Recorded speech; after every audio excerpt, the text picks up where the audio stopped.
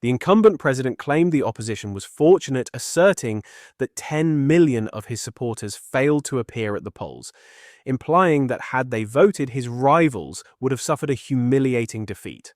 As President Yoweri Museveni was officially proclaimed the victor of Uganda's 2025 general election, securing what officials are calling a decisive mandate with a staggering 71% of the total vote count, the prominent opposition figure, Bobi Wine-born Robert Kyagulanyi Ssentamu, continues to operate from an undisclosed location, following a high-stakes evasion of house arrest. He has since unveiled a video recording that is sending tremors through the digital landscape, laying bare what he describes as the systemic corruption at the heart of the nation's electoral machinery. This explosive footage, which Bobi Wine uploaded directly to his social media channels just yesterday, depicts a scene that is likely to incite fury in any observer across the African continent who upholds the sacred value of democratic suffrage. In high-definition video, Electoral Commission staff at a polling station in the Western region are allegedly caught red-handed, methodically marking ballot papers to benefit President Museveni. These officials were not engaged in the legitimate tallying of votes as submitted by citizens. On the contrary, ladies and gentlemen, they appear to be fabricating results entirely from scratch, effectively rigging the outcome in what can only be described as a brazen daylight heist of the election. Alongside this incriminating visual proof, Bobi Wine penned a statement intended to resonate deeply within the moral conscience of the entire region. The caption explicitly identifies the clip as displaying election officials pre-ticking every single ballot paper for Museveni at a polling station located in western Uganda. Wine declared that this charade is what Museveni and his alleged criminal enterprise define as an election, emphasizing that despite their genuine campaigns and casting of votes, and their efforts to safeguard the integrity of the ballot, the regime arrested or abducted numerous party agents. He asserts that the sole remaining option is for the Ugandan populace to take back their voice. This, he argues, is the fundamental reason they characterize this event not as a standard election, but as a protest vote. He urged supporters to continue submitting video documentation and any other proof of the electoral fraud committed on the 15th. It begs the question, can one truly grasp the scale of this? Is it possible to fully understand the sheer brazenness, the arrogance, and the utter disdain shown toward the citizens of Uganda? This cannot be classified as democracy. It does not even qualify as a facade of one. It is an undeniable theft of the public's voice, a usurpation of their power, and a robbery of their collective future. However, to truly comprehend the magnitude of the horror that unfolded in Uganda, it is necessary to look back at the critical days immediately preceding the vote. What the citizenry endured was less of a political contest and more of a coordinated military operation calculated to obliterate any chance of authentic democratic expression. As the population readied themselves to exercise their constitutional franchise, the streets across cities and towns were saturated with deployed armed forces. It is crucial to note that these were not police officers assigned to keep the peace, but rather combat-ready soldiers. Heavily armed troops were visible in every direction, stationed on every corner, controlling every intersection and guarding the entrance to every polling station. The sheer density of the military presence was so oppressive that observers might easily have mistaken the atmosphere for a nation bracing for total war. In many respects, it was indeed a war one waged against the country's own citizens. Then, the regime delivered the decisive strike, a total blackout of the internet. Yes, to all those listening, let there be no mistake about the severity of this action. The administration in Kampala intentionally and methodically severed its population's connection to the global digital network. In this, the 21st century, an era defined by instant communication and universal connectivity, Ugandan authorities chose to plunge the entire nation into an abyss of information darkness. And for what purpose? Precisely because they understood that transparency is the enemy of corruption, and their premeditated actions could not survive the scrutiny of the international community. Citizens were rendered unable to share real-time updates regarding the events unfolding at their respective polling stations. They were prevented from reporting electoral irregularities and stripped of the ability to call for assistance when their fundamental rights were being trampled. Documentation of the democratic theft became nearly impossible. This internet shutdown was not a measure for national security. It was quite simply a calculated cover-up operation. Yet amidst this gloom, a beacon of hope emerges found in the remarkable resilience and technological ingenuity of the Ugandan youth. Despite the state's most aggressive attempts to silence dissent, a determined segment of the population managed to circumvent the blockade and access the web through alternative methods. While it is true that universal access was successfully thwarted, not every connection was severed. Those who broke through became the vital eyes and ears of the nation, documenting the atrocities and ensuring the flame of truth remained lit within the void. The revelations brought forth by Bobi Wine during the voting process are enough to send a chill down the spine of anyone who cherishes human rights and democratic liberty. Immediately after casting his vote on January 16th, the opposition leader found himself effectively incarcerated within the confines of his private residence. Military units surrounded the property, establishing a perimeter that can only be accurately described as a siege. Yet the regime's audacity extended even further. As stated in his own urgent dispatch posted to social media on that very day. Meanwhile, yesterday after voting, the military deployed around my home to enforce house arrest. These criminals even vaulted the perimeter fence to breach our compound. My residence remains under siege. Access is completely restricted, no entry, no exit. This display is not a sign of strength. They act in this manner out of sheer terror of the populous people they have deeply offended through the commission of countless atrocities. They do this because they are afraid of the inevitable public backlash resulting from the theft of the vote. It is a point that demands serious reflection. A legitimate presidential contender, a figure commanding the loyalty of millions, is being treated as a high-risk felon merely for possessing the courage to challenge the established order. We are witnessing military personnel scaling his fences and invading his private sanctuary. Reports indicate a systematic siege on private residences involving the deliberate severing of electrical grids to enforce a total communications blackout with the external world. Unmanned aerial vehicles have been spotted loitering in the skies, with predatory intent monitoring every movement on the ground. This dystopian atmosphere defines the current plight of the political opposition under President Museveni's administration in Uganda. However, the intensity of the situation escalated significantly on the following day, January 17th.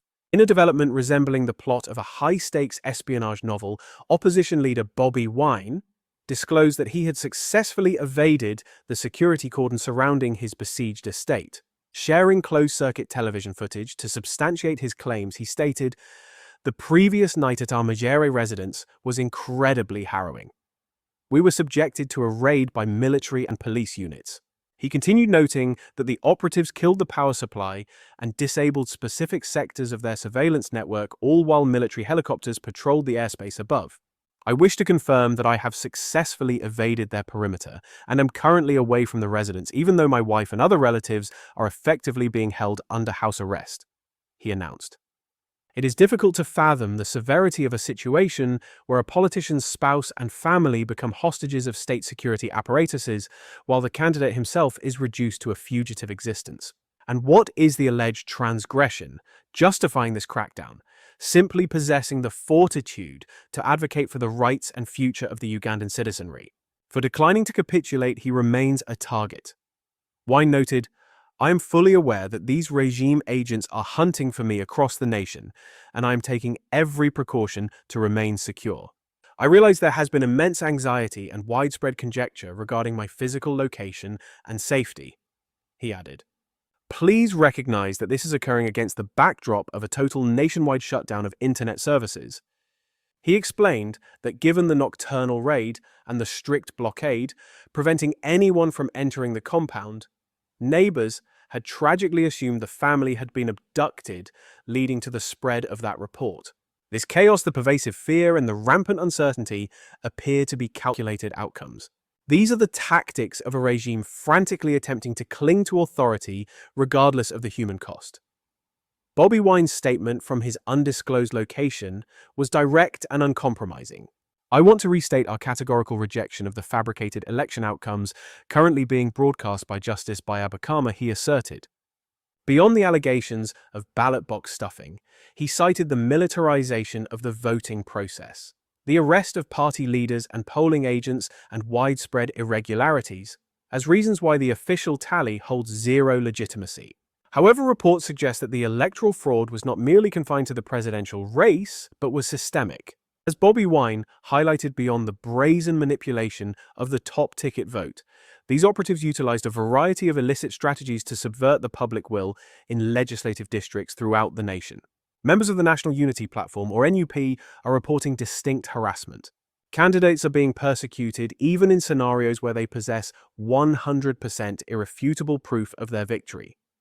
The situation has descended into absolute lawlessness. And what is the fate of those who attempt to voice their dissent? Wine detailed the tragic killing of multiple civilians who merely tried to engage in peaceful demonstrations against this blatant daylight robbery. Human lives have been extinguished and families shattered simply for the crime of demanding a transparent and honest accounting of their ballots. Predictably, the Ugandan police force has issued blanket denials regarding these accusations, insisting their presence was solely to ensure public safety. One must ask security, for whom it is undeniably not for the Ugandan citizens attempting to exercise their fundamental democratic privileges. Yet even when confronted with explosive video documentation, Ugandan officials have waved away the footage, labeling it as fabricated material. But fellow citizens, we possess our own vision. We can witness the reality unfolding before us. The true challenge lies in whether we possess the bravery to admit what we are witnessing. The state-sanctioned results awarded Museveni a staggering 72% of the vote, a statistic so drastically detached from the observed ground reality that it would be comical were the ramifications not so devastatingly tragic. Conversely, Bobi Wine was allocated a mere 25% of the vote, a figure that starkly contradicts the massive turnout and palpable energy witnessed at his campaign rallies. However, it was President Museveni's victory address that truly exposed the administration's psyche. Instead of bridging divides or addressing the grievances of millions, he opted for intimidation and peddled bizarre conspiracies. Elements of the opposition are misguided and are also terrorists. Museveni proclaimed effectively showing his true authoritarian nature. This is a leader who originally seized control in 1986, leading a guerrilla faction, a literal armed insurgent, who now brands peaceful political rivals as terrorists simply for challenging his rule through the ballot box. Yet his rhetoric did not stop there. In a declaration that would be farcical if it did not carry such dangerous implications, he stated, "They are collaborating with certain foreigners and homosexual groups." Consider the gravity of that accusation. In the year 2025, a sitting African head of state is weaponizing homophobia and xenophobia to invalidate legitimate political competition. It is perhaps the oldest diversionary tactic in the dictator's manual, and it remains utterly disgraceful. His warnings subsequently became more direct and ominous. To all the traitors, take this as free advice from me. Cease your activities immediately, because we are aware of your plans and you will not succeed. Consider this free counsel. This is the lexicon of intimidation, a ruler signaling that dissent will be met with force. Although internet connectivity was partially reinstated, late Saturday the administration declared that the prohibition on social media networks would remain in place for an indefinite period. They argued that the blackout was a requisite measure to curb misinformation and prevent the incitement of violence. However, observers note that the events in Uganda are not an isolated anomaly. This is a component of a deeply worrying trend that is sweeping across East Africa like a viral infection. We have witnessed this exact strategy utilized alarmingly recently. One needs only to look at the situation in Tanzania for a parallel. Only a few short months prior to the sham polls in Uganda, Tanzania endured its own turbulent voting cycle, an event that really ought to have rung alarm bells across the whole of Africa. These parallels are far from accidental. They represent a carefully calculated architectural plan for entrenching electoral despotism. Looking at Tanzania, we saw the primary opposition figure effectively neutralized. Does that ring a bell? Simultaneously, the digital lights were extinguished, severing the Tanzanian people's connection to the global community. Demonstrators who summoned the courage to speak out against the regime found themselves quieted with some tragically silenced forever. This exact scenario provided the dress rehearsal for the unfolding crisis we are currently observing inside Uganda. When the final tally was announced, President Samia Suluhu was proclaimed the victor, securing an astonishing 98% of the total ballots cast. Yes, 98%. Ladies and gentlemen, figures of that magnitude are simply ludicrous, exceeding the wildest fantasies of even the most beloved statesman. Even Nelson Mandela, during the jubilant dawn of South Africa's democracy, did not command such a statistical monopoly. We cannot classify these as legitimate electoral outcomes. Rather, they serve as a direct affront to our collective intellect. You simply do not find margins like that in authentic democratic systems because true governance by the people is inherently chaotic and fiercely disputed. It thrives on discourse dissent and clashing perspectives regarding the path forward. Securing 98% of the vote does not signal immense popularity. It signals immense corruption. The events that transpired in Tanzania resemble scenarios rarely observed in the modern era, barring the most oppressive totalitarian regimes. It was the absolute eradication of multi-party politics, thinly veiled behind the masquerade of a standard democratic procedure. Yet the global community hardly batted an eye, a reaction that I find truly chilling. Fellow citizens, we are watching the standardization of despotic elections across East Africa right before our eyes.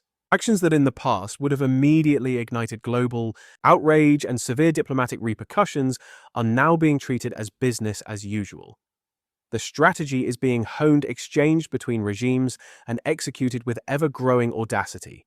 The first phase involves saturating the public sphere with armed soldiers and security personnel to cultivate a pervasive climate of terror and coercion.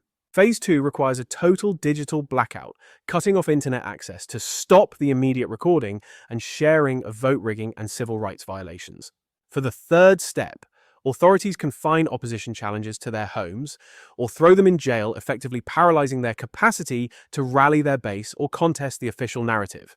Step 4 is the physical rigging, cramming ballot boxes, doctoring the vote counts, and fabricating victory margins that defy logic. In Phase 5, the regime brushes aside all proof of malfeasance as mere propaganda or fake news, while issuing threats against anyone bold enough to query the outcome. Finally, Step 6 involves simply waiting for the weak condemnation from foreign powers to dissipate, allowing the regime to entrench its control even deeper. This cycle has become so routine and formulaic that it unfolds with the predictability of a clock. Unless the African Union and global powers snap out of their lethargy and intervene decisively, this contagion will spill over the borders of East Africa and consume the continent in its entirety. We are already observing wannabe tyrants in other African states taking notes and studying these methods. They observe leaders like Museveni and his peers pilfering elections in plain view of the world while suffering negligible pushback. They realize that the global community possesses a fleeting memory and an even more abbreviated span of attention.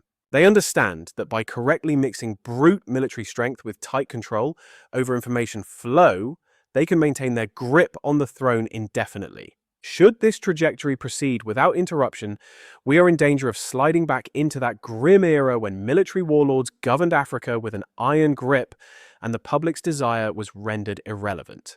A time when the voting booth served merely as a theatrical prop designed to uphold a fragile facade of legality.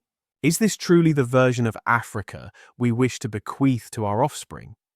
Is this the destiny that our liberation heroes fought and died for? You may well wonder, amidst all this turmoil, where exactly does the African Union stand? Where is the institution charged with the defense of democracy and the protection of African civil liberties? The reality of the situation is enough to make one's blood run hot.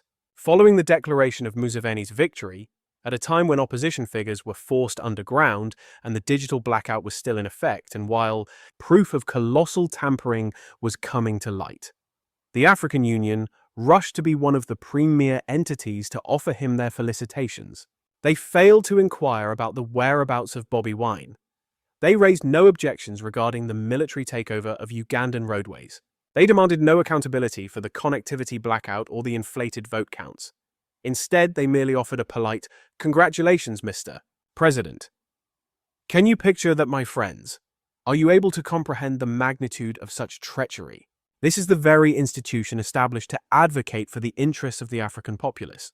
The same entity that rose from the remnants of the Organization of African Unity, pledging to improve, to evolve, and to genuinely champion democratic values and human dignity. Yet this body is actively operating in opposition to the citizens it serves. It is doing far more than simply ignoring the rise of authoritarian rule. It is validating it, stamping it with approval, and celebrating it. This goes past mere disappointment. It is catastrophic. It represents a total and absolute violation of every principle the African Union purports to uphold. The Constitutive Act of the AU categorically condemns any unconstitutional transfer of power. Furthermore, the African Charter on Democracy, Elections and Governance, ratified by the body in 2007, establishes distinct benchmarks for legitimate voting processes. Theoretically, the African Union possesses all the correct doctrines and regulations. However, when the moment arrives to implement those doctrines and when it requires confronting influential member nations, the AU falters without fail. The fundamental reality is that the African Union operates less as a representative body for the continent's diverse populations and more as an exclusive syndicate for sitting governments. When these heads of state convene, they share a bond of elite privilege that transcends their methods of ascending to power, alienating them completely from the very citizens they claim to serve. There is a calculated mutual objective among these figures to vigorously protect the existing power structures and ensure their collective survival. By upholding the status quo, they avoid establishing new standards of accountability that could eventually be weaponized against their own regimes. My fellow Africans, we have arrived at a critical historic juncture. If we look down the first avenue, we see the terrifying prospect of democracy crumbling into dust, the cementing of authoritarian rule, and the treatment of blatant electoral theft as standard operating procedure. Should we choose that route, the Africa of the year 2050 will be a tragic reflection of the Africa of 1975. It would be a continent dominated by ruthless strongmen, where basic human rights are extinguished and the immense potential of our people is systematically stolen away. The footage released by opposition leader Bobi, which exposes election officials physically fabricating ballot counts for President Museveni, serves as far more than just proof of isolated fraud at a single voting center. That video stands as a potent emblem of the systemic rot within our political machinery. It is a mirror reflecting the ugly face of African authoritarianism, revealing the sheer magnitude of the adversary we face. However, this shocking revelation must be viewed as an urgent summons to mobilize and demand change. Consider that Bobi Wine was under no obligation to jeopardize his life by leaking that evidence. He had every opportunity to flee the nation petition for asylum and enjoy a life of safety in exile. Yet he chose the harder path to remain on the ground and resist.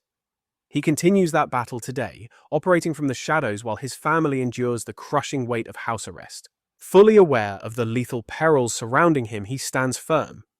If one man can demonstrate such unwavering bravery against the state, can the rest of us offer anything less? The moment has arrived to take back our collective voice, to stand as the vanguard for our democratic institutions, and to construct the prosperous Africa that we truly merit. A luta continua. The struggle for freedom goes on.